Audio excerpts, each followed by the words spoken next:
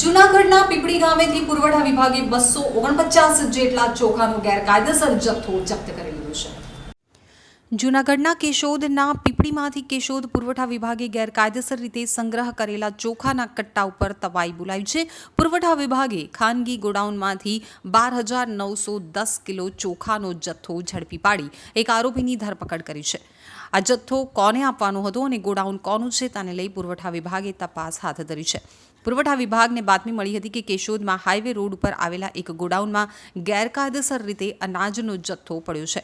પુરવઠા વિભાગની ટીમ ઘટનાસ્થળે જઈ દુકાનનું શટર ખોલ્યું તો તેમાં ચોખાના કટ્ટા પડ્યા હતા અને એક વ્યક્તિની પૂછપરછ કરતા તેણે કબૂલ્યું કે આ અનાજનો જથ્થો સરકારી જથ્થો છે અને તેનું છૂટક રીતે વેચાણ કરવામાં આવે છે.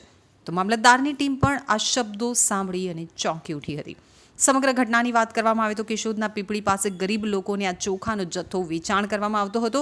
પુરવઠા વિભાગની ટીમે ગોડાઉનમાંથી 249 કટ્ટા જપ્ત કર્યા છે અને ચોખાને એફએસએલમાં સેમ્પલ અર્થે મોકલી આપ્યા છે. આ સમગ્ર ઘટનામાં પોલીસને પણ જાણ કરવામાં આવી છે. તમામ ચોખાના કટ્ટાની કિંમત ₹5 લાખ જેટલી થાય છે.